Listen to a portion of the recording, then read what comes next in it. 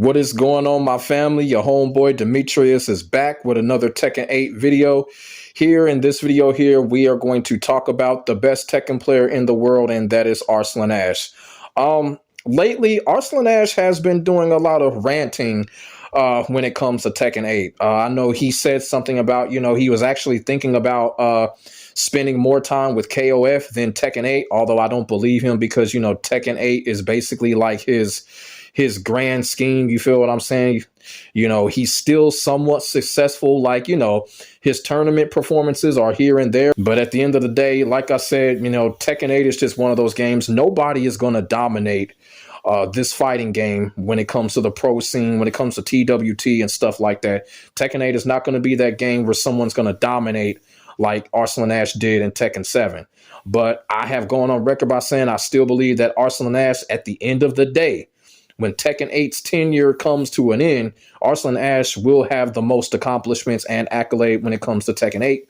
He's not going to dominate because that's how Tekken 8 was made. Tekken 8 was made so that he can't dominate. But Arslan Ash has been doing a lot of ranting. And one of the things that he had ranted about is Tekken 8's lack of defensive mechanics. And I found this kind of interesting for a couple of reasons. And I'm going to explain in the video why I find this kind of interesting, that this is something that he's actually ranting about.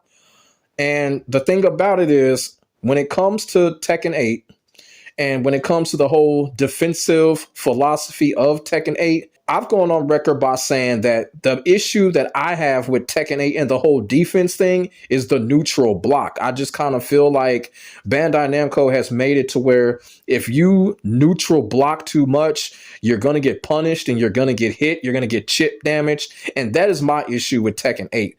The whole defensive mechanic philosophy, I don't have an issue with. But when it comes to the neutral block in general, that's my issue when it comes to Tekken 8. But when it comes to Arslan Ash wants more things put in to help people when it comes to the aggressiveness of Tekken 8. And that's what he's really saying. And I'm going to get into what Arslan Ash says. So first, Arslan Ash says, been playing Tekken 8 for a year, and I still don't get why strong defense is a bad thing. Never seen that in other fighting games. It's ridiculous.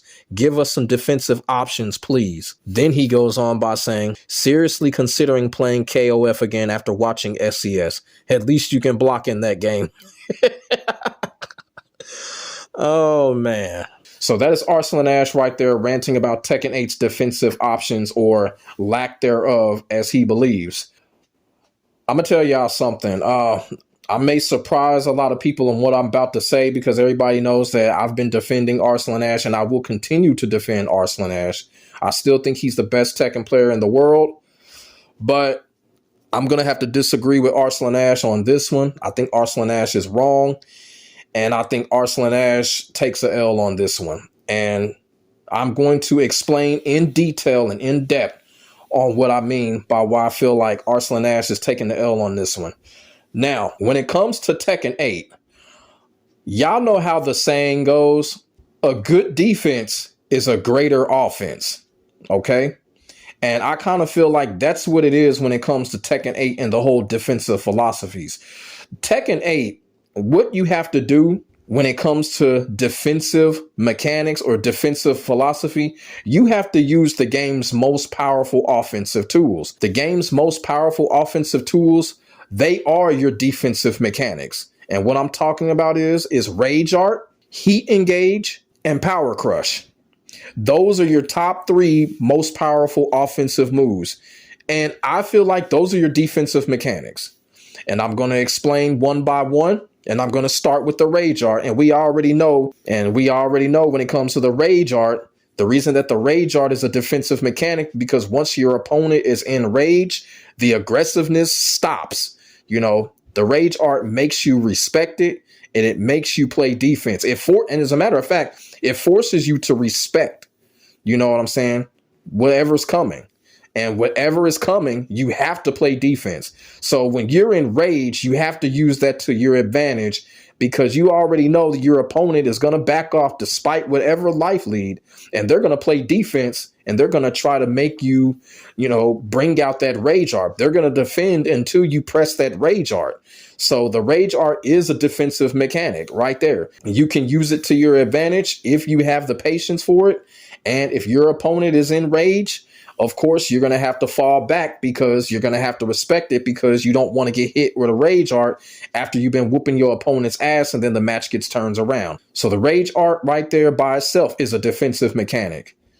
The heat engage is a defensive mechanic. I can't tell you how many times that when you've been in an intense match and you think you have the match won and you perform a move and the opponent mashes the heat gauge, because the heat gauge is kind of like the combo breaker system from Killer Instinct. Once you activate it, and if you catch your opponent in a situation where, you know, they can be in the air or some shit like that, you activate that heat. That's like a launcher. You know, when you get hit with the heat engage, it's almost like you're getting launched and the match gets turned around. So if you time your heat engage right and hit your opponent with it, you know, you can put your opponent in a devastating type of situation to where they can lose damage. They can get counter hit. You can set them up for things. So that's a defensive mechanic right there. I still don't understand why you're able to sidestep that. I don't get it. Basically, when you activate the move, the game totally freezes and people still are able to sidestep that. I just don't understand that. You should not be able to sidestep a move like that. Now, the only thing with the heat engage is that it's vulnerable to low attacks. But still, if you time the heat engage right when the opponent is attacking, you can reverse the situation quickly and you can use the heat mechanic as a defensive mechanic. And of course, we already know about the power crush because, you know, the power crush was one of the top moves when it came to Tekken 7, when it came to defense. And you can use the power crush for defense in Tekken 8. As a matter of fact, the power crush is probably like the #1 defensive mechanic when it comes to Tekken 8. Y'all feel what I'm saying? Because look, in Tekken 8, everybody talks about the heat system, but shit, the power crush system, it's wild. They ought to called it Power Crush 8. Like for real. Everybody uses Power Crush. Everybody spams Power Crush because it's a defensive mechanic. People are using it as a defensive mechanic. People are using it to reverse moves. You know what I'm saying? People are using it to when you corner someone and set them up for a 50-50. So it's a defensive mechanic. And that's the reason why I disagree with Arslan when he says that he wants more defensive mechanics in the game, because we already have them. We already have them. This may be an unpopular opinion, but it's only going to be an unpopular opinion if people are not thinking about it. You have to think about it. Those 3 moves are your defensive mechanics when it comes to Tekken 8. You can use them as powerful defensive mechanics, because I do.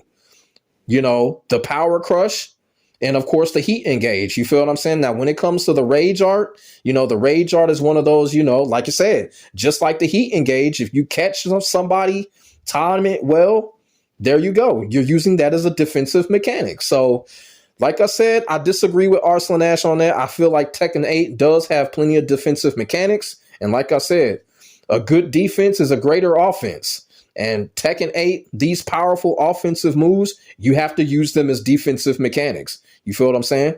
So, may seem kind of weird, but that's the honest to God truth right there. When it comes to these 3 top powerful moves, these moves are your defensive mechanics. But like I said, Arslan, he takes the L on this one. I think he really takes the L on this one. I think right now he's talking out of frustration right now.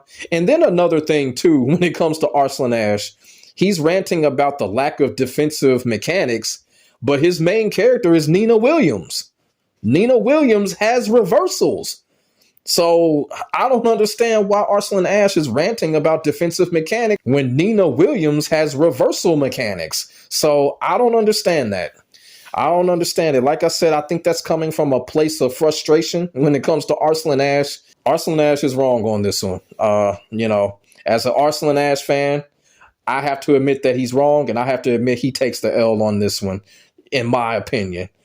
Like I said, when it comes to the power crush, rage art, heat engage, those are your defensive mechanics right there when it comes to Tekken 8. The most powerful offensive moves are your defensive mechanics right there. And that's how you have to use them. So let me know what y'all think about the situation about Arslan ranting about the lack of defensive mechanics which I feel like Tekken 8 does have them. What do y'all think? Y'all think Arslan takes the L on this one? Or do y'all think there should be more defensive mechanics in the game? Y'all feel what I'm saying? So let me know what y'all think in the comment section below. We can definitely get a conversation started. Make sure y'all like, comment, and subscribe to your boy for the hottest Tekken 8 action on the internet, period. My name is Demetrius. I will get back at you in the next video. God bless. Stay safe. I am out. Peace.